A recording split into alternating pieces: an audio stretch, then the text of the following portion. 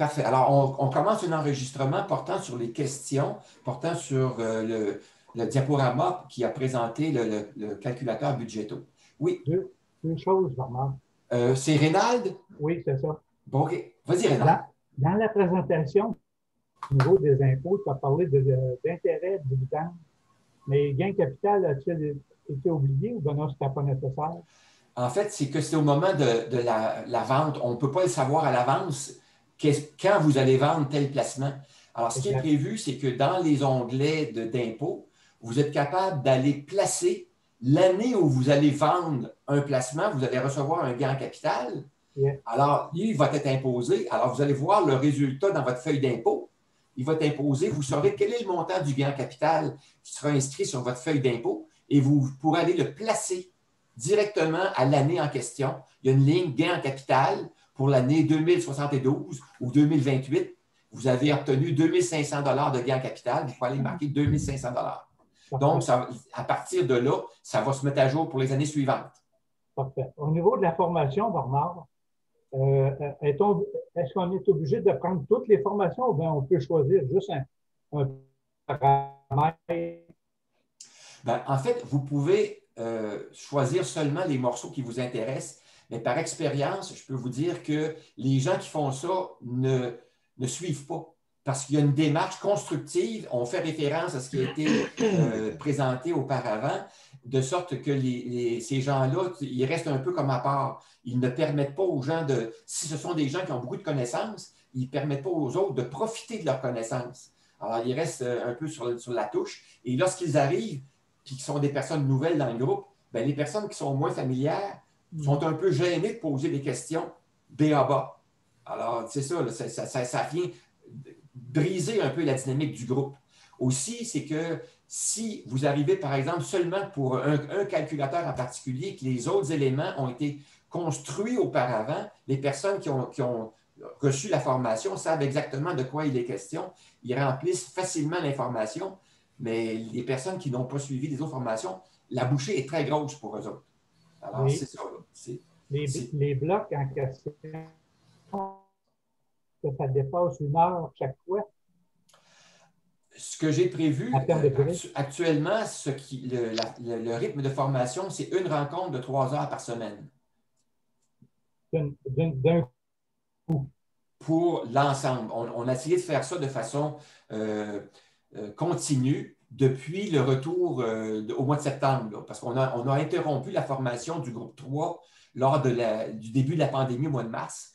Ces gens-là recevaient de la formation depuis novembre. De novembre à mars, ils avaient des rencontres de formation. On a interrompu en mars et on a repris en septembre. Et depuis septembre, là, ils ont une rencontre par semaine. Et ils vont terminer, eux, au mois de décembre. Et on va continuer en janvier. Merci, Laurent. Si vous voulez avoir un exemple de projet de formation, vous pouvez aller dans l'onglet Projet Parcours de formation, qui est le dernier onglet du fichier sommaire des présentations de l'automne 2020. Le dernier onglet à droite vous donne un exemple du parcours de formation qui est actuellement en cours avec le groupe 3. Alors, le groupe 4 va être un petit peu différent, mais ça va se ressembler. Autre question? Oui, Jean-Pierre, ça veut dire que pour Budgeto, ça fait au moins 11 sessions de formation? En fait, si vous le souhaitez, suivre les formations que moi je vous propose toutes ces formations-là. Mais comme je vous ai dit, vous pouvez aller voir le contenu détaillé de chaque rencontre. Si le contenu détaillé de chaque rencontre vous indique que vous savez déjà ça, vous pouvez décider de ne pas venir. C'est à votre goût. Hein? On n'oblige personne, mais vous allez savoir ce que vous perdez ou ce que vous allez gagner comme information. D'ailleurs, toi, Jean-Pierre, tu as suivi une des formations que j'ai déjà présentées il y a 2 ans en vidéoconférence avec Montréal, la formation portant sur les notions utiles lors d'une planification financière de retraite. Alors, cette formation-là, tu l'as déjà suivie. OK. Alors, donc, pour toi, c'est fait. OK. Puis là, si je prends Budgeto, ça ne veut pas dire que je prends Signet, que je prends les autres, là. Non, tu pourrais arriver seulement pour la formation sur Budgeto. mais moi, j'ai l'impression que la bouchée va être trop grosse. Personnellement, c'est ce que je pense. Tu vas avoir de la difficulté parce que les gens vont arriver, ils vont déjà avoir tous les autres morceaux parce qu'un logiciel de planification financière de retraite, c'est un agencement de plusieurs budgets et c'est des hypothèses qui sont reliées entre elles. Alors donc, tous ces éléments-là sont tous enseignés ou présentés, expliqués et travaillés dans les rencontres précédentes. Alors, quand va arriver dans Budgeto, puis que je vais vous dire, inscrivez le taux annuel moyen de rendement de vos placements du CELI. Vous allez dire, ça, je n'ai pas ça, je ne sais pas comment faire. Bien, on va l'avoir enseigné avant. Comment on fait pour calculer le taux annuel de rendement de nos placements? OK. On apprend à monter un budget, mais on apprend les connaissances qui sont utiles aussi pour pouvoir le mettre à jour, puis savoir qu'est-ce qu'on fait. Parce que habituellement, lorsqu'on se présente chez un conseiller financier, là, on est un peu néophyte. On donne nos informations au planificateur financier, puis lui rentre ça dans son logiciel, puis souvent, on n'a pas les connaissances nécessaires pour savoir qu'est-ce qu'il a fait avec ces données-là. On a un résultat point final. Mais là, vous allez savoir comment le résultat est calculé, puis vous allez maîtriser non seulement l'entrée de données, vous allez voir les résultats, mais vous allez savoir comment c'est calculé, puis si le calcul vous convient ou ne vous convient pas, vous allez pouvoir l'ajuster. C'est ça qui est l'avantage aussi avec Excel, c'est que si la formule qui est programmée ne correspond pas à votre situation, bien, vous pouvez outrepasser la formule en inscrivant le montant, le résultat du calcul que vous aurez calculé autrement. OK. Moi, personnellement, si vous avez le temps, même si vous avez les connaissances, moi, je vous suggère de suivre l'ensemble de la formation de façon à créer un groupe homogène pour l'ensemble de la formation, un groupe qui va se tenir, qui va pouvoir interagir les uns avec les autres, partager de belles discussions, faire que les gens plus avancés qui ont plus de connaissances et d'outils vont pouvoir les partager avec les gens qui en ont moins. Ça va permettre aux gens qui ont moins de connaissances aussi d'avoir plus confiance dans ce qu'ils font et de voir qu'ils ne sont pas les seuls à être dans une situation semblable. C'est ce que je pense qui donne le meilleur résultat pour tout le monde. Pensez à une chose aussi, c'est qu'on est dans un temps de pandémie où on est privé de beaucoup d'activités. Alors, je dois vous dire que c'est un plaisir. Les gens, là, actuellement, c'est un plaisir pour eux autres. Je les vois, ils ont du plaisir, ils se taquinent les uns les autres. Quand ça arrive la rencontre, ils sont de bonne humeur, puis ils ont hâte.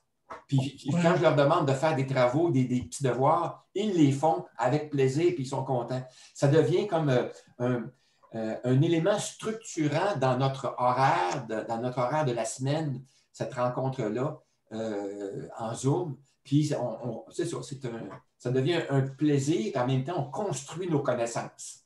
Bernard, oui. Francis Gagné. Bonjour, Francis. C'est 3 heures par session, pendant 11 sessions. Non, actuellement, là, on est rendu à 16. Actuellement, là, j'ai une planification pour 16 semaines de rencontres. Mais ça se peut qu'on en ait plus, qu'on en ait moins, parce qu'une des caractéristiques que je maintiens là-dedans, c'est que j'ajuste la durée des rencontres et le nombre de rencontres selon les désirs des participants. Comme dans ce groupe-ci, le groupe que je fais actuellement, le groupe 3, là, il y a des gens qui n'avaient pas certaines connaissances dans Excel. Alors, on a intercalé nos formations pour rajouter un bloc de formation sur ce que j'appelle, moi, des outils de gestion de liste dans Excel, la gestion de données structurées. Donc, les filtres, les tris, les sélections, le regroupement de données, les sous-totaux. Alors, j'ai rajouté un bloc de formation là-dessus parce que les gens le demandaient. Alors, je dis, parfait, on va rajouter ça. On pourra avoir ce petit rafraîchissement-là sur Excel. Tout à fait, tout à fait. Oui. Et quel jour... à la fois, s'il vous plaît.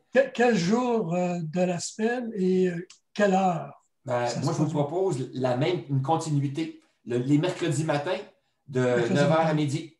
9h à midi, parfait. Bernard? Oui. T'as Mathilde qui veut prendre la parole depuis tout à l'heure. OK. Oui, bonjour. Je trouve ça très intéressant. J'ai manqué le début. Alors, les informations que vous mentionnez, les formulaires et tout ça, on les trouve où? Pour s'inscrire?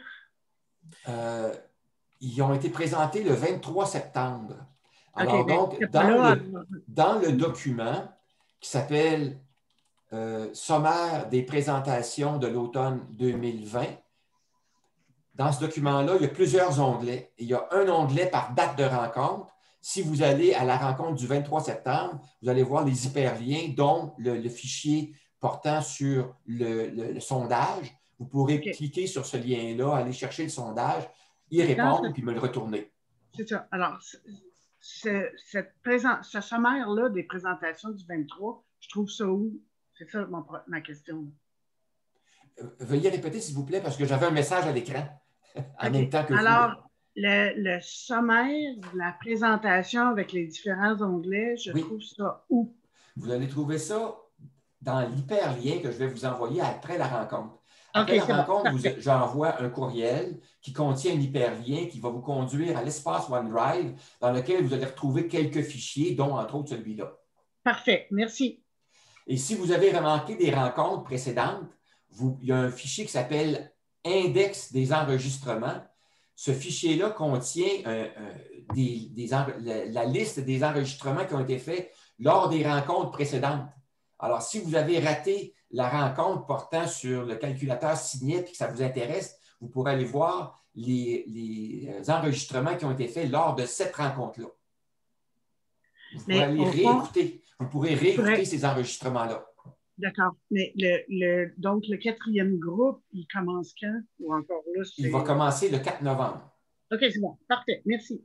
Alors donc, j'ai eu des questions qui se sont rajoutées entre-temps. Là. On me demandait le jour de la rencontre, l'heure. Alors, ce serait les mercredis matins de 9h à midi. Toutefois, actuellement, la réservation de Zoom n'a pas encore été matériellement concrétisée. Elle a été demandée à Jacques. Jacques est au courant de cette prévision-là et il va la traiter. Puis j'imagine que s'il y a des empêchements à certaines dates, ce qu'on pourra faire, c'est qu'on pourra interrompre la formation. Par exemple, si Jacques a besoin du logiciel Zoom mercredi, le 30 novembre pour faire une réunion, bien, on pourra dire le 30 novembre, nous, on aura une interruption et on reprendra la semaine suivante, tout simplement, et on va rajouter d'une semaine. Parce qu'à cause de la pandémie, là, on a quand même une marge de manœuvre. Hein? Le vaccin n'est pas encore trouvé. Alors, on peut espérer qu'on a du temps en masse pour pouvoir suivre la formation jusqu'à la fin pendant la pandémie. Alors, ça va devenir, j'espère, un rendez-vous aussi agréable et intéressant pour vous que les personnes qui suivent là, les téléséries à la télévision. Les gens qui suivent les téléséries, là, il y en a qui aiment ça. Bien, ce que je constate dans mon groupe, là, c'est un peu ça. Les gens, ils suivent ça de façon, là, ils l'attendent. Est-ce qu'il y a d'autres questions? Oui. Est-ce que vous nous envoyez un courriel de confirmation comme quoi on est inscrit au cours? Bon, alors, suite au fait que les personnes qui ont reçu, qui m'ont envoyé le fichier, le sondage, finalement, le sondage portant sur la formation offerte. Alors, ces gens-là, vous allez être présents, j'imagine, la semaine prochaine, parce que c'est la semaine prochaine que je vais dévoiler le programme de formation que vous allez avoir avec le détail, les dates. Puis j'espère que d'ici ce temps-là, Jacques aura pu confirmer les dates aussi. Alors donc, on aura un projet qui sera un peu plus fixé dans le temps. Alors, la semaine prochaine, vous allez donc voir le calendrier et vous pourrez ensuite assister aux rencontres qui vous intéresseront ou que vous aurez choisi ou à l'ensemble des rencontres. Même si vous n'aviez pas prévu au point de départ vous inscrire à toutes les rencontres, si vous décidez de faire partie du groupe, bien, vous pourrez à ce moment-là venir à toutes les rencontres. Alors, mon plan à moi, c'est de dérouler les rencontres les unes après les autres et d'y aller selon une continuité ou un ordre, une gradation qui tient compte des difficultés aussi et de l'ordre d'utilisation des informations dans un suivi financier. Alors, on commence par le BABA, hein, le début, donc le budget, le suivi des comptes, etc. Et on monte comme ça. Oui. Le sondage que vous parlez, c'est le sondage portant sur les outils de suivi des finances personnelles? Exact.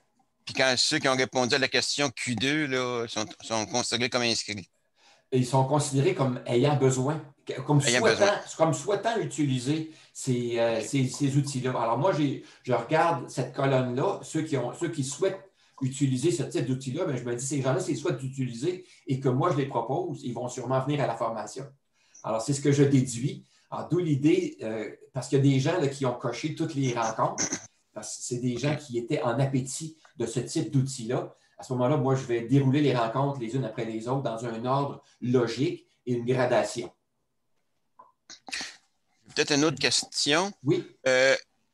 Je vois que c'est souvent des outils comme de finances personnelles, mais est-ce qu'il peut être adapté pour un couple où les deux se retirent comme du REGOP ou d'autres régimes de pension, puis le fusionner pour calculer les RPA ou je ne sais pas si vous saisissez ce que je veux dire. Oui. Alors, moi, ce que je suggère dans un cas comme ça, c'est que, par exemple, les deux auraient cotisé au REGOP. Alors, chacun va utiliser le révélateur. Alors, chaque personne va remplir ses données dans le révélateur dans des versions différentes, version A, version B, hein, version monsieur, version madame, là, ou version conjoint 1, conjoint 2. Et le résultat de ça va donner une planification financière, va être intégré dans la planification financière.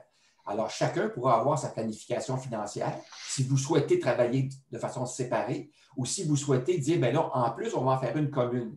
Alors, on pourrait dire on en fait une commune puis une séparée ou on en fait seulement qu'une commune. C'est vous qui allez choisir. Okay. Mais moi, ce que je vous suggère, c'est d'y aller de façon séparée. Pourquoi ça? Parce qu'on ne sait jamais ce que la vie nous réserve. Alors, s'il arrive un pépin, s'il arrive un événement inattendu, que vous perdez votre conjoint, votre conjointe, bien à ce moment-là, vous aurez quand même la planification que vous avez faite, elle va toujours tenir.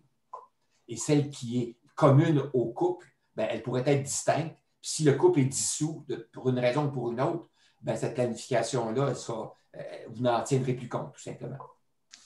Merci.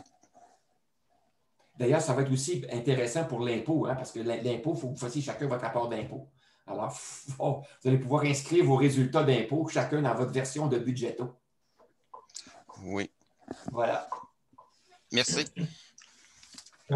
Oui. Bernard, peut-être juste une question. Est-ce qu'on pourrait utiliser ce Budgeto pour envoyer notre déclaration d'impôt au Office fédéral et provincial éventuellement? Non, c'est le contraire. C'est le contraire. C'est que lorsque vous avez fait votre déclaration d'impôt, vous avez des résultats qui sont une déclaration. Alors, ce sont des informations qui sont dans votre déclaration que vous pouvez inscrire dans Budgeto. Pour qu'il y ait une concordance. L'objectif, c'est qu'il y ait une concordance. Bernard, oui. Ronald. Oui, je ne suis pas très familier, moi, avec Excel. Est-ce qu'il y aurait un moyen que peux-tu m'indiquer une place où je pourrais prendre un petit cours avant d'embarquer dans les sessions? Alors, avec Google, tu peux faire une recherche en utilisant les descripteurs suivants. Formation Excel en ligne gratuite. Formation Excel en ligne gratuite. Alors, avec ces descripteurs-là, tu vas trouver plusieurs sites qui offrent de la formation sur Excel avec des niveaux différents. Alors, tu peux y aller avec les formations de débutants et monter comme ça. OK, parce que je l'utilise très peu là, pour mes affaires, mais pas un féru d'Excel. Moi, je vous conseille, si c'est le cas, vous avez une formation qui est très, très mince sur Excel, là, profitez-en pour améliorer vos connaissances sur Excel parce que plus vous allez connaître Excel, plus vous allez savoir ce que vous faites dans les outils que je vous propose, plus vous allez être capable de voir comment c'est calculé et d'être sûr de ce qui se passe et de votre situation financière aussi. Là.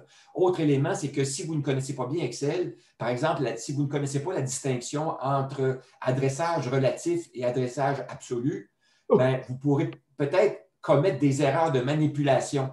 Alors, exemple, vous pourrez déplacer une formule sans vous en rendre compte, puis tous les résultats vont être erronés sans que vous vous en rendiez compte. Alors, c'est ça qui est un danger.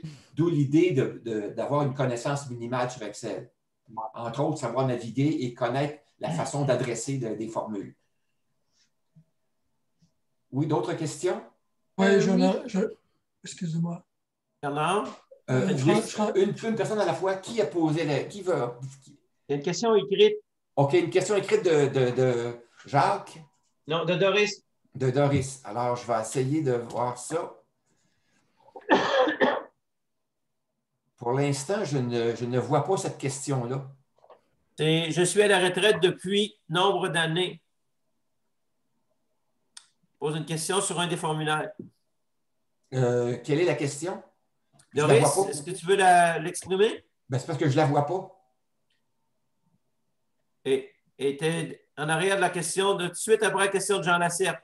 Ben, parce que je ne les vois pas. Ah, je vais y répondre. OK. Parce que Doris a le micro fermé. OK. On n'entend pas. OK. Juste une info. Oui. Oui, j'aurais juste une information parce qu'on avait déjà parlé un cours de faire des demandes pour la retraite Québec pour avoir nos états de participation. Moi, je les ai faites, ça m'a pris 2 semaines, je les ai reçus. Excellent. J'avais fait ma demande par Internet, par exemple, Super. pas par courrier. Bravo. Excellent. Alors, vous allez être prêts lorsqu'on va faire la formation sur ces outils-là. Parce qu'on avait dit que c'était plus long, mais ils ont récupéré le temps perdu, j'imagine. Et ils ont peut-être aussi amélioré leur processus. Ça se peut. Autre question? Oui, moi, Joanne. Oui, Joanne. Oui. En fait, l'horaire pourrait commencer, j'imagine, prochainement en novembre, mais là, déjà, j'ai des choses, là, des empêchements. Évidemment, dans le futur, quand tout l'horaire sera défini, je ne prendrai plus d'engagement le mercredi. Mais là, il y en a déjà à court terme. Donc, comment on peut, ça va être possible de rattraper ces premières rencontres-là en différé? Oui, justement, parce que vous avez remarqué que j'ai pris l'habitude d'enregistrer des sections des formations. Alors, je vais continuer la même chose. Je vais enregistrer des sections de formation, je vais les déposer dans un index des enregistrements. Alors, si vous avez raté une réunion, vous pourrez aller, à partir du lendemain, aller réécouter les éléments qui auront été enregistrés, donc réentendre les mêmes explications. Excellent. Alors, mon autre question est la suivante. Vous avez parlé tantôt pour Budgeto, idéalement, c'est qu'on entre nos données à l'avance pour être prêt lors de la rencontre. Supposons que j'ai un bug, j'y arrive pas, puis pour être efficace à la rencontre, est-ce qu'il y a un soutien entre les rencontres pour justement faire de l'entrée de données, là, par exemple? Oui, en fait, vous n'aurez pas ce problème-là parce que Budgeto, c'est le dernier outil qu'on voit. Alors, vous allez le voir au printemps ou à la fin de l'hiver. Donc, vous avez amplement le temps de faire la recherche d'informations. Si vous ne savez pas comment faire l'exécution d'une étape, vous pourrez me poser la question par courriel ou si ça se prête lors d'une rencontre sur un sujet particulier, vous pourrez poser votre question puis j'y répondrai à ce moment-là. Alors, il y aura possibilité de trouver réponse à vos questions au fur et à mesure. OK, excellent. Puis là, effectivement, j'ai un Mac. Là, je me dis, vous avez signifié plusieurs mises en garde là, qui pourraient arriver, mais je m'étais fait installer Office pour Mac. Est-ce que je vais pouvoir me débrouiller ou c'est peine perdue? Ah, vous allez voir, vous allez le constater si ça fonctionne. Et si tout fonctionne ou s'il y a une partie seulement qui fonctionne. Moi, ce que je suppose, c'est que si vous avez un Mac et la version Office pour Mac, tout devrait fonctionner parce que c'est le même fabricant qui fait les versions Excel pour Windows et pour Mac. Alors, donc, ça devrait fonctionner. Si toutefois, il y a des éléments qui ne fonctionnent pas, ça devrait être seulement les éléments qui sont programmés avec macro-commande et Visual Basic pour application, le VBA. Alors, pour ces seuls éléments-là, vous pourrez prendre vos fichiers qui sont déjà faits, aller sur un autre appareil, qui peut être un appareil dans une bibliothèque, par exemple, puis aller déclencher ces macro-commandes-là. C'est des boutons cliquables. Vous cliquez sur les boutons, laissez le logiciel travailler et récupérer les résultats, puis revenir chez vous avec les résultats calculés sur un ordinateur Windows. Ah, OK. Bon. C'est comme un inconvénient, mais ça se fait, là. Bon. Excellent. Il y en a d'autres dans d'autres groupes qui ont des Macs puis ils arrivent avec de cette façon-là. Et pour eux autres, c'est une gymnastique parce qu'ils ont de la difficulté à trouver les appareils Windows. C'est ça. Actuellement, il y a un problème, c'est que moi, je les référais dans les bibliothèques, mais les bibliothèques sont fermées à cause de la pandémie. Là, on n'a plus accès à ces ressources-là. J'ai une question, Francis Gagné. J'ai tapé Budgeto sur Google, puis on me parle que c'était Budgeto, le premier outil de budgétisation en ligne pour les petites et moyennes entreprises. C'est quoi la différence? Je ne savais pas que ça existait. Alors, moi, j'ai donné ce nom-là. Peut-être que je devrais changer le nom de mon calculateur. Actuellement, ce que j'ai enregistré les droits d'auteur, mais de l'outil de planification financière de retraite. Et le nom lui-même peut changer, ce n'est pas grave. Là. Mais le lien que vous avez trouvé, ce n'est pas mon budgeto à moi. Là. OK, d'accord, ça répond à ma question. Si vous voulez trouver l'information sur mon budgeto, allez dans le sommaire des présentations de l'automne. Dans la rencontre du 21, vous allez voir l'information et le lien pour le blog que j'ai fait. C'est bon. Merci de l'information. Hein? Je suis content de savoir ça. D'autres questions? J'aurais une question, Bernard. Oui, votre nom? Régent Michaud. Oui, Régent. En fait, je comprends que tous les calculateurs là, que vous allez nous présenter dans le cadre des formations sont sous format de fichier Excel.